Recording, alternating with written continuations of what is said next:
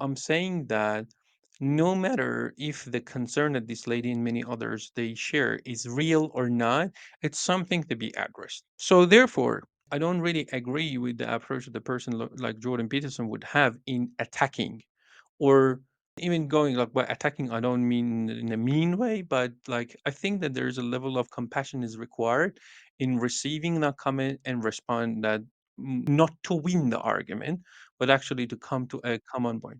That's a kind of a first thing that I have to say.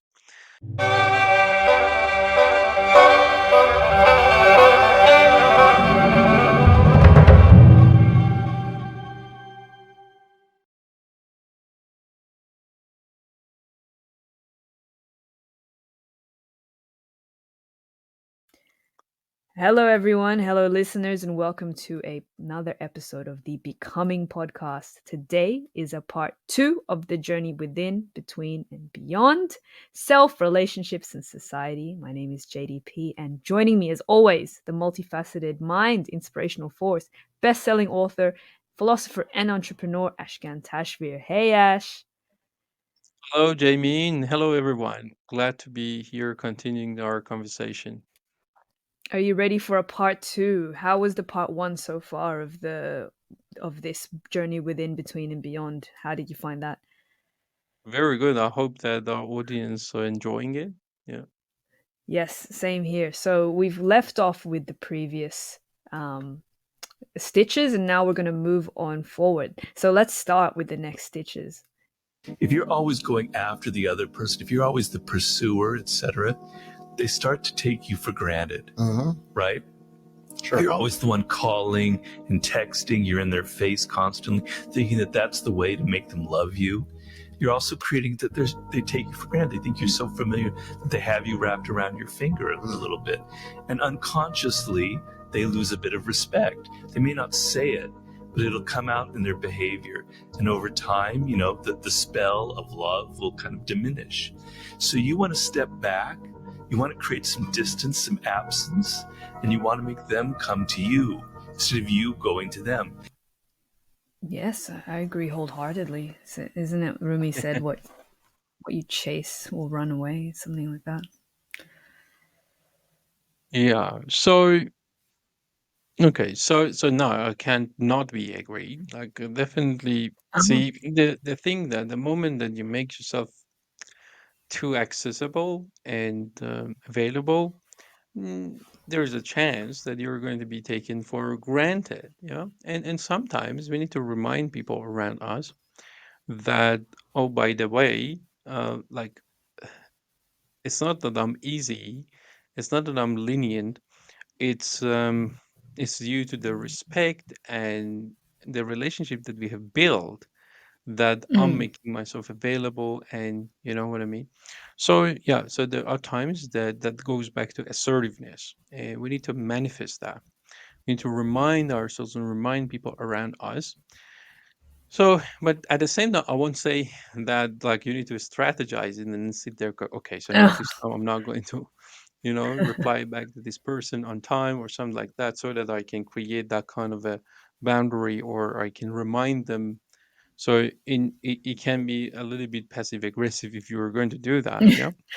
But this is the tendency again. Like this is a tendency of human being to be negligent and to be not present, yeah.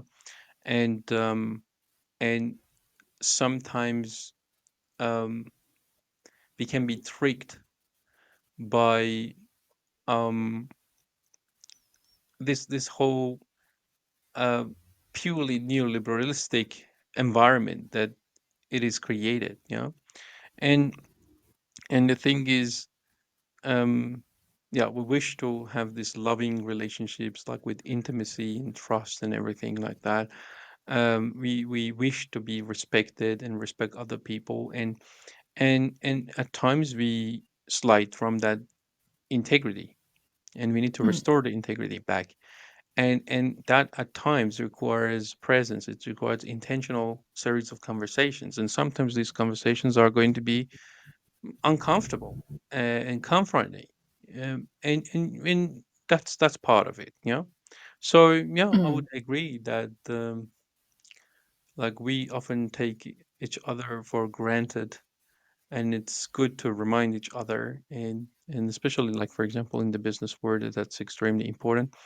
This is the issue that people with a tendency of being nice or overly agreeable, overly submissive, they would experience it. Yeah. So for example, you're at work and your bosses keep throwing things at you, and then you're this nice person, and you just say yes, yes, yes, yes, and at some point it's going to build up a tremendous amount of resentment, and you're going to bust. And that's why you often see that the overly agreeable person is going to, I mean, this pendulum is going to swing quite fast, and um, they keep being nice and agreeable and submissive, and all of a sudden you're going to see that they're going to be radically aggressive or angry. Yeah, Yeah, yeah, that's it. That's it. That's yeah, like whole cultures. Like, wouldn't we say a lot of Eastern cultures are very, very like that, very agreeable, and then there's like a anger in the underside. yeah, No, I agree with you. I don't think it should be calculated how available you should be, but I think it's just yeah. human nature. If something is Yeah, constantly, and at the same eh, time, see, if you want to have a big heart, yeah. So the thing is, especially if you're a leader or you pursue leadership, yeah. The thing is, um, you're going to have a big heart. You're going to learn how to care about the people that they may not even see that you're caring about them, or they don't mm, care back about you. Yeah. So let's say, for mm, example, if you're a founder of a business, if you're a C-level executive, and genuinely you have to care. Yeah, you have to care. Um, um, you need to care about the well-being of the people that are working with you in your organization. You really need to care about them receiving their pays on time, no matter what kind of situation the organization is in, and many more. Yeah, but then it is quite common that no matter how much you care, you may not be perceived as this caring person, and that's exactly where a high degree of forgiveness comes to play.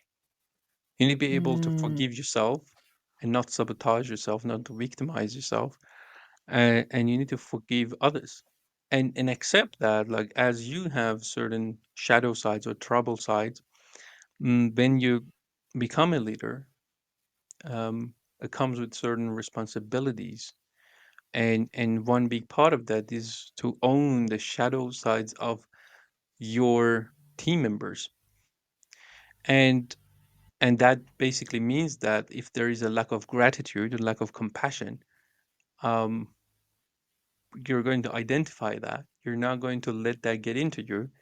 The part that you can address and you can remind people, you can basically have intentional conversations. Good, you have it, and then a constant um, levels of forgiveness is required. Yeah. Mm, I agree. So just to go off, don't always be the pursuer. We have another Robert Greene. This is very Robert Greene themed for the past. Okay. You look at the little things that people do. If their desk is disorganized, if they're continually 10, 15 minutes late to a meeting, if they dress a certain way that's not slightly inappropriate or whatever, people give off signs in everything they do, in how they take off their jacket, in how they pour a cup of tea, something about their character and personality that they're not conscious of, but is revealing so many things about what's going on behind the mask that they're wearing. You're just not attentive to it. Behind the mask. And I have Yeah. to admit, it wasn't long ago, maybe only 2, 3 years ago, that I would actually take people for face value. And I was naive enough to think that what people said they wanted to do is actually true to what their intentions were. And I didn't believe in this mask, or I believed I could see through it. And yeah, I completely agree. Little telling signs that show that there is a mask. Oh, okay. So definitely you want to pay attention to the details. Yeah. So you because what I mean, like in the being discourse, my main body of work is So being is this cluster term I use, like when I say how you are being or how I am being.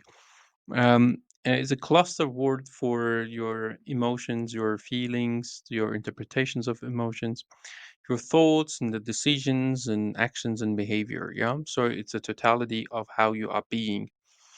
And so being is not something to be fully concealed. Yeah. So it's like Pinocchio's nose.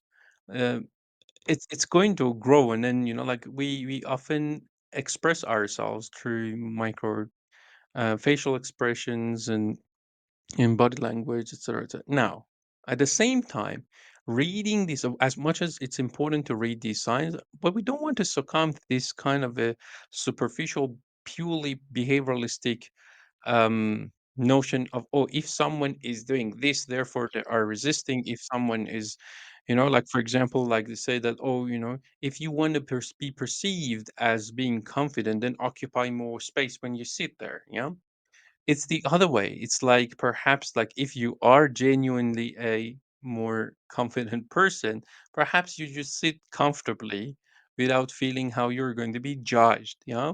But not to go and then fake that so that you are being perceived as a confident person. Now, so yeah, so this is the bit that I would have problem with it.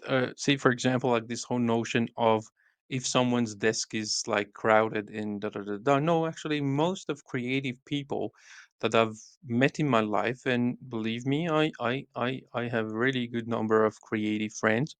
And I mean, or myself, like most often on my desk, I have so many different things, and yeah, so that represent my mind. Perhaps like in my mind, um, there's a storm of ideas and things, but so what you're going to make mean of that?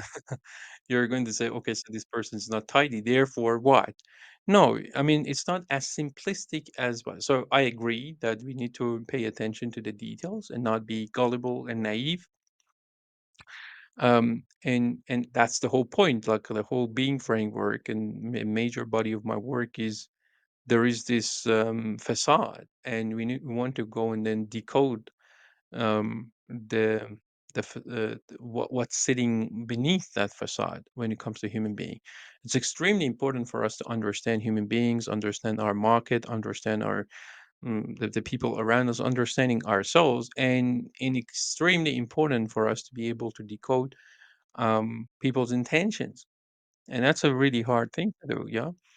But yeah, so if you just want to, if the conversation is like just purely pay attention to certain surface level things and then you can make a better judgment, I don't necessarily think that that's going to help. But deeper conversation would be yes, like people, we human beings, we reveal who we are, how we are, through various different means, and you want to pay attention to people's expressions of many different kind. Yeah. I think I learned over time to. I mean, if we're going on the second conversation, not the first conversation, if they scratch their ear, that means they're not listening or something. If we move to the second conversation, I think I learned over time to listen. The thing that won't ever lie is someone's actions. Um, Even though someone may act cold, sorry, may seem cold or speak cold, but if they're acting out of kindness, then most likely it's revealing inside they're a kind Yeah. person.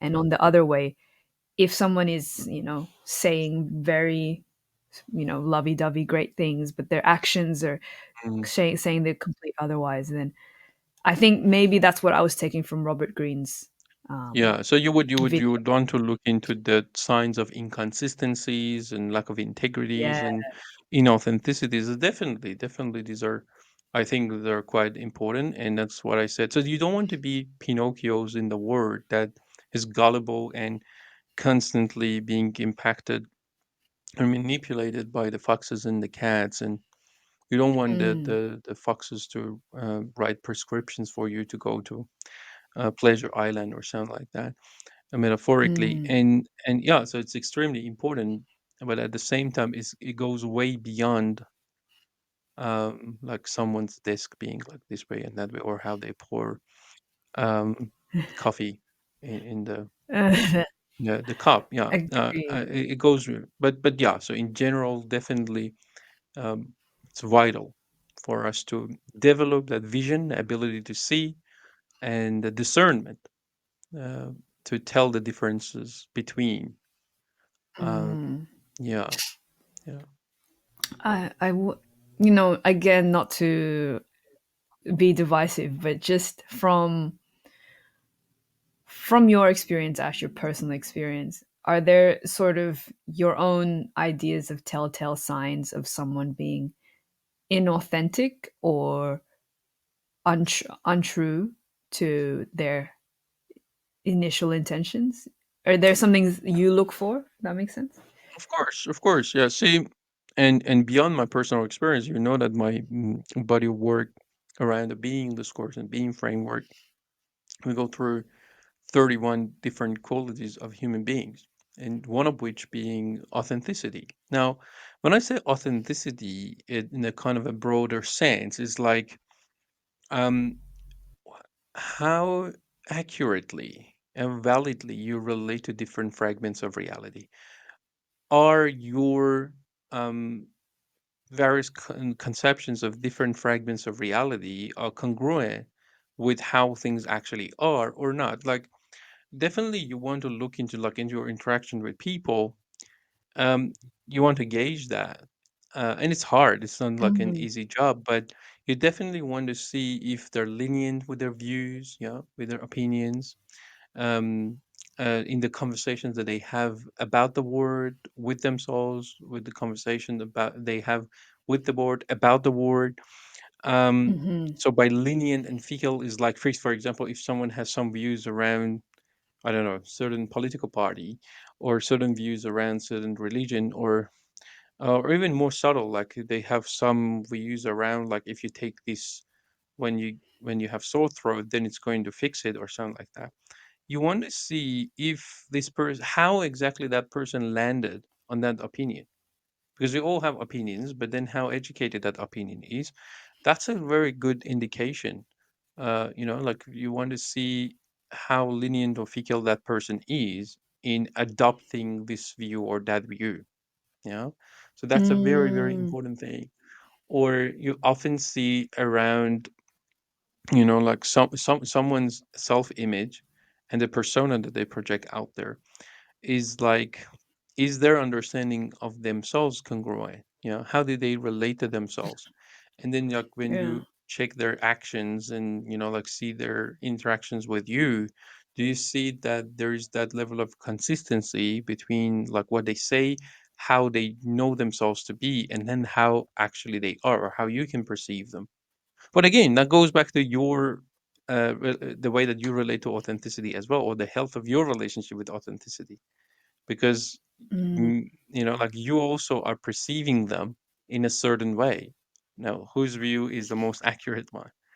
Does that make sense? That's why it's a little bit hard, and the way is like to develop your relationship with authenticity and gain mastery in it.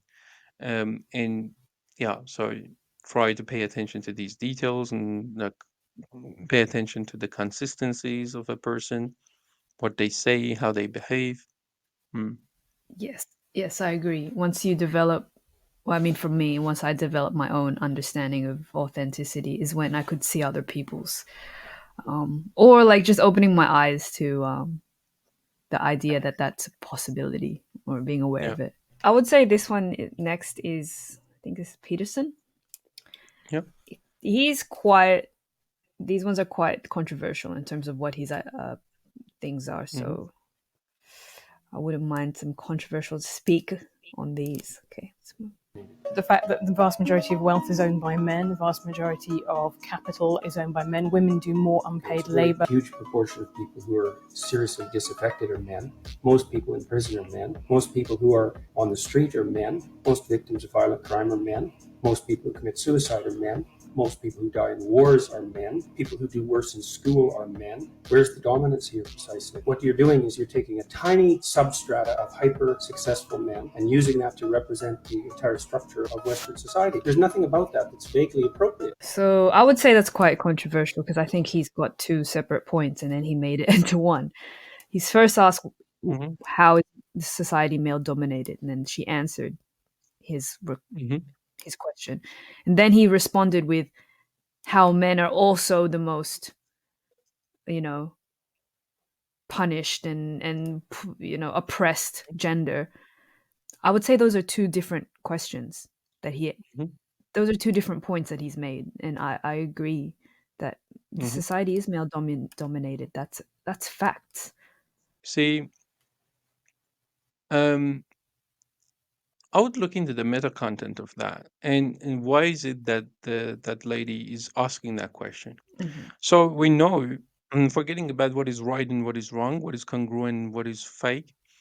Um, so there is this concern that many women share, yeah, in today's society, and that concern is not new. The concern is like, let's say, for example, like officially from the first wave of feminism, there were certain concerns that certain women had, and then it grew to be the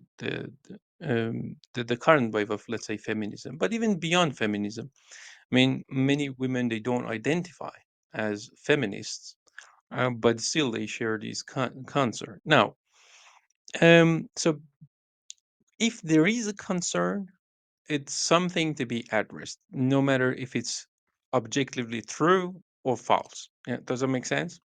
So, see, like, even if you're dealing with so let me tell you this story.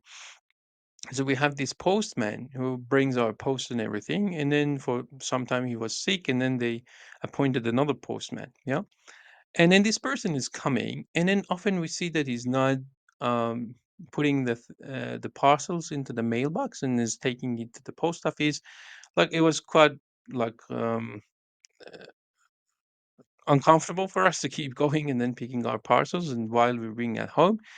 And then I've realized through the conversation with the post office that this person has concerns around our dogs in our backyard. Yeah, and there's no way technically the dogs can reach the mailbox. It's fenced and it's so secure and everything. Yeah, and but the thing is, I could have been frustrated, and then I can keep arguing with this person that, oh, like, why you would have fear of dogs, and why, like, there's no way they can reach you, and there's no harm.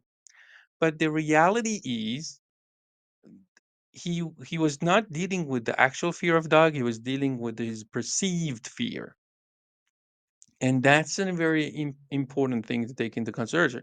I've seen that some intellectuals, they actually literally say facts don't care about your feelings. Well, I mean, like, I actually care so much about people's feeling. So the whole democracy is based upon our feelings. Yeah, it's not like, oh, okay, who. So for example, Jamie has an IQ of 140, therefore you should have two votes, and then another person has a lower IQ, therefore, or this, Jamie has tremendous amount of knowledge around politics, and therefore we need to let Jamie vote, and then we're not going to let some other people vote. I'm not saying which one is the right way to go and go about it. I'm just saying that the existing system in the modern societies that we have, the democratic societies that we have, is actually caring so much about people's feeling, to the point that it's the core principle of the democratic societies and how we deal with politics. Now, having said all of these things, is I'm saying that no matter if the concern that this lady and many others they share is real or not, it's something to be addressed. So therefore, I don't, in principle, I don't really agree with the approach that the person like Jordan Peterson would have in attacking, or or even going, like, by attacking, I don't mean in a mean way, but like, I think that there's a level of compassion is required in receiving that comment and respond that, not to win the argument, but actually to come to a common point. That's a kind of a first thing that I have to say. So number two is, see, um so when we say, um society is male dominated, so society as a construct itself, it's a construction. Now, most of the constructions so far, um, let's say from trans historical perspective, have been built by men. Now, why? Like, let's not go there. Yeah, but this is what has happened so far. So therefore, it is not very unlikely that this construction, I mean, like society, yeah, this construct is constructed by mostly men too. Yeah. Now, officially speaking, at least. At the same time, then we can argue that no, like women have been enormously influencing the way that the society is being built, particularly because of a very unique role that they play, which is to give birth and raise kids. So all of these men that are coming out and they are behaving or misbehaving according to these ladies um, are the production of women. Everyone has a mother. You know what I mean? Like everyone, like someone has gave birth to you, and you had carers that they have supported you to be the person you are today. So therefore, in my perspective, while we can say officially, like many other constructs, mainly men constructed the society itself in a general sense. Transhistorically, women also explicitly or implicitly they had a tremendous amount of influence in how it's being built. Yeah, so that's another thing that I would say. So one is to actually care about feeling, and then things needs to be addressed as opposed to winning arguments. Two is like, yes, I can see that it's not unlikely that, like many other constructs, like the construct of society in its totality is mainly directed by men. At the same time, I would say that like women should not take their role, even if it was implicit, um, um, not seriously. Like they have that power. Now, the problem is here where you put the blame, where you place the blame, you place the power. Now, if you're going to keep relating to reality in the society that it's male dominated, um, and then it's men that they need to change in order for you to feel better, which I don't think is the most effective way. Now, you can have certain conversations, social discourse, and everything as far as is healthy and constructive. But at the end of the day, then I need to go back and then see what sort of things I can do and what sort of things I can own, and to make these changes. Yeah. The next one is see, um, when it comes to um, looking at those stats, like obviously they are correct. The stats that they like Jordan Peterson was bringing up. Yeah. So basically, there are stats on this side, and then there are stats on that side. And if you want to not be biased, see, this is a very important thing in your analysis, because like we can be like impacted by in surface level reasoning, or the basically the notion of whatever you found there as immediate information, then you go, oh, that was the root cause because you only have access to that piece of information. Or confirmation bias, like a person may ideologically be quite against men for whatever reason due to their previous experiences, because like they didn't have good relationship with their fathers or brothers or like other men in the society. um, Maybe they didn't choose like the right men to be in relationship, so any of these things could have influenced a person to already made their decision with regards to how they relate to men, and that is going to interfere in their just evaluation of the matters.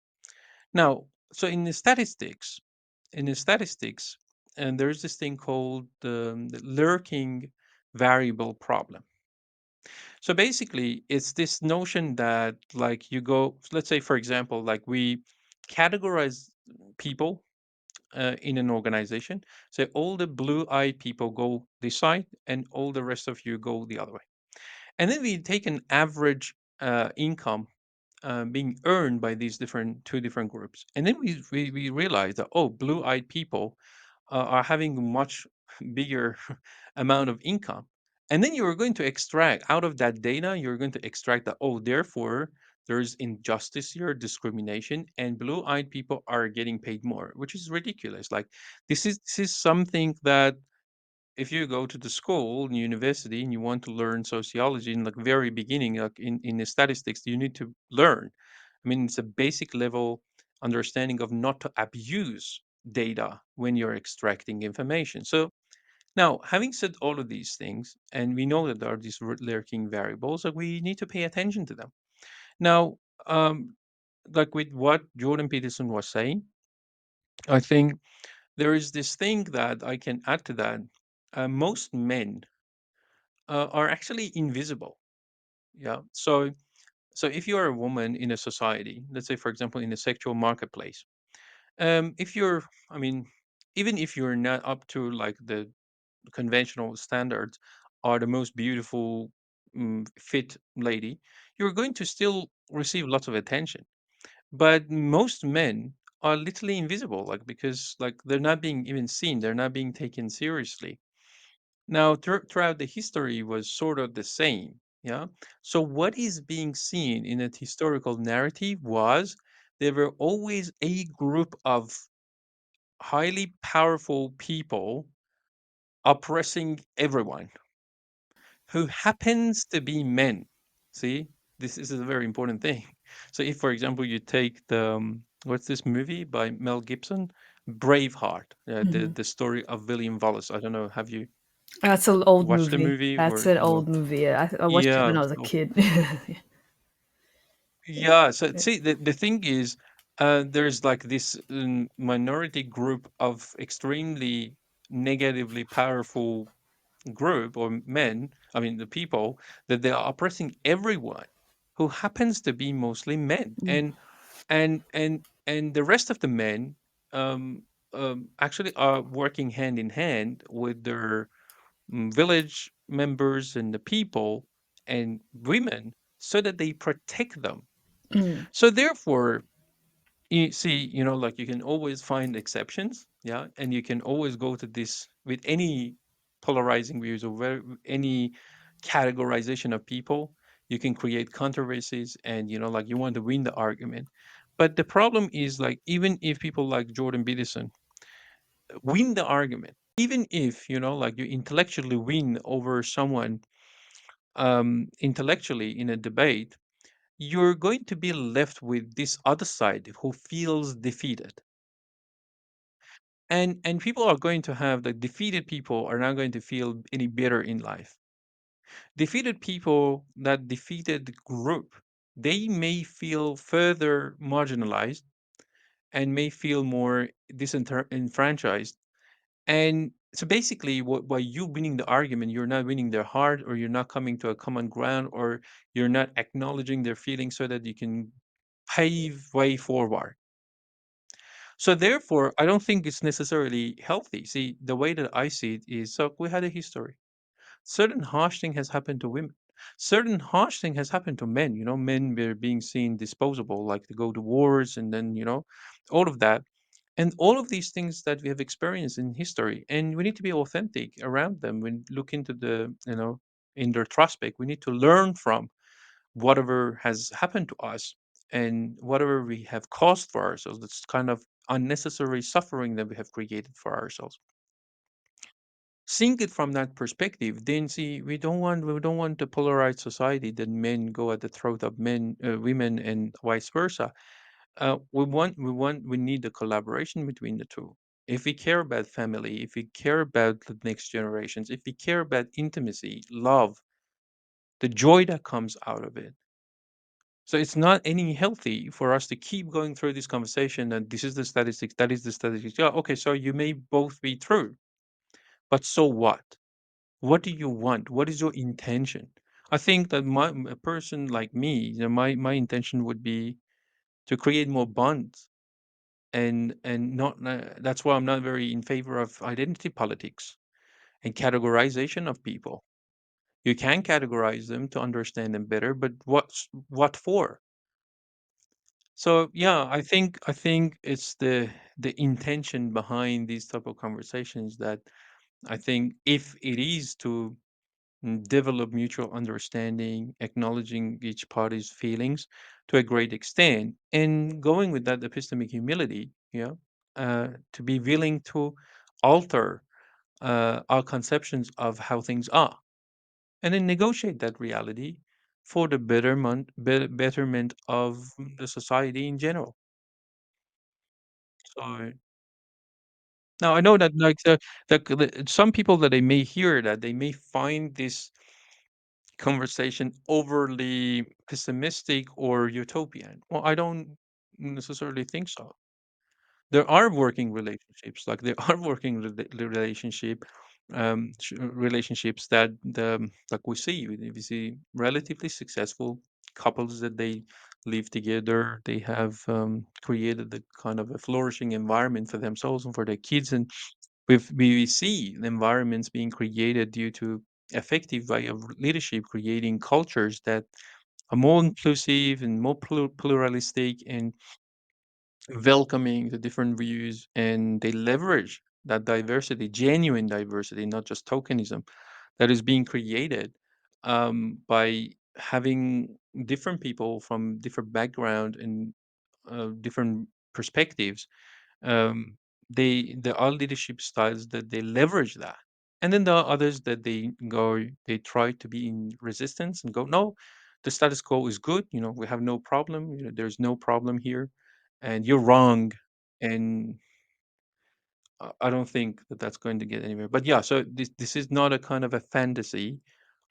This is something that is already in place in various different environments, obviously.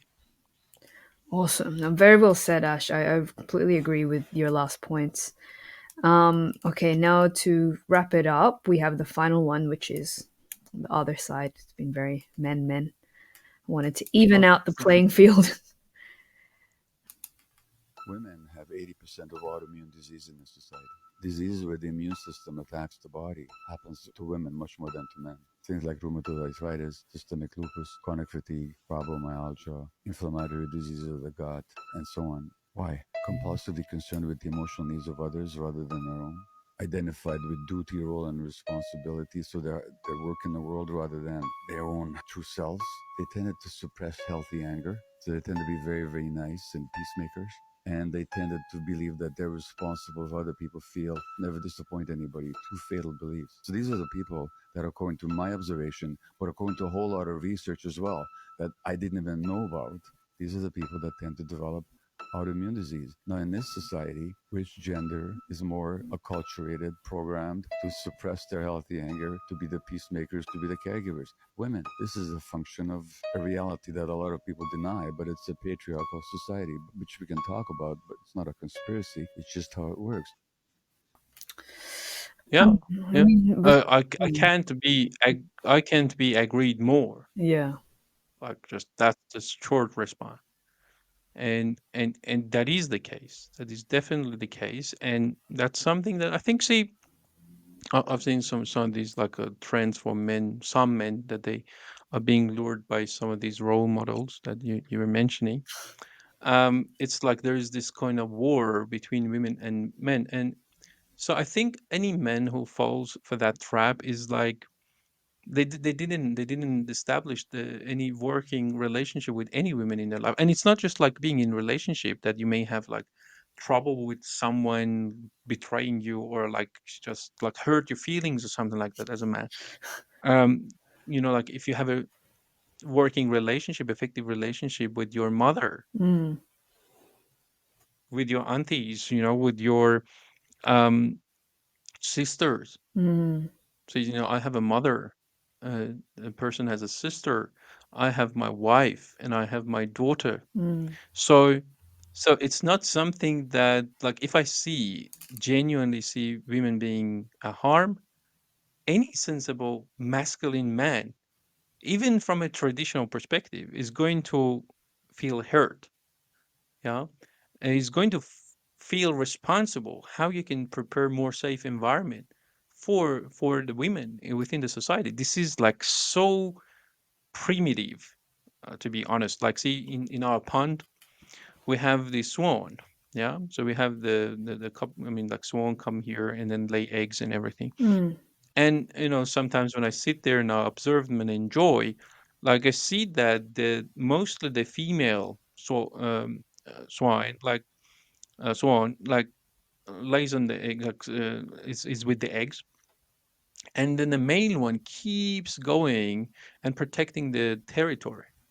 As a matter of the fact, when I don't know if scientifically it's true. This is my observation, and I'm not expert in animal And behavior. swans. But the thing is, like, yeah, so I see the male swan coming and observing the whole environment first, ensuring that it's safe, and then for a couple of days, I've seen them like staying there and then chasing any other danger away, and then they find this island in the middle of the big pond, and then he brings the female one, and then they lay eggs and everything, and he keeps being protective because it's necessary, like we know, like, if for example in terms of fertility, yeah, if the woman is being distressed, uh is going to impact fertility.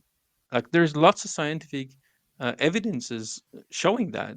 Even like if you're breeding like animals, we know that that's a very very important thing. So therefore, traditionally speaking, it's so primitive for the male to provide that kind of a safe environment for him. Now in the old times was more logistics, material means and resources, and partly is still valid today. You can say depends on the kind of lifestyle the couple want to have, but a big part of it today is emotional support, and mental support. And so therefore I think what he's saying, yeah, it's true, in a sense that women are being impacted, perhaps way more in areas like autoimmune diseases, etc., etc. And if that's the case, which is, I think any sensible masculine man should actually so care about it. Yeah. Now, I think that many men out there, they have bad experiences with certain women. Mm. Yeah. So they attracted certain women that they were not perhaps the most suitable or ready, you would say ready to be in committed relationships, etc., etc. And they let that occupy their mind and let that only one side or one piece of reality dominate the totality of their conception of women in general. And then they go through these facile arguments of generalization, and and and perhaps like it's an easy way for a kind of an explanation for the lack of success in building relationship, lasting relationship with women. And they find it easy to just like blame it on them or something like that. But so that's one thing.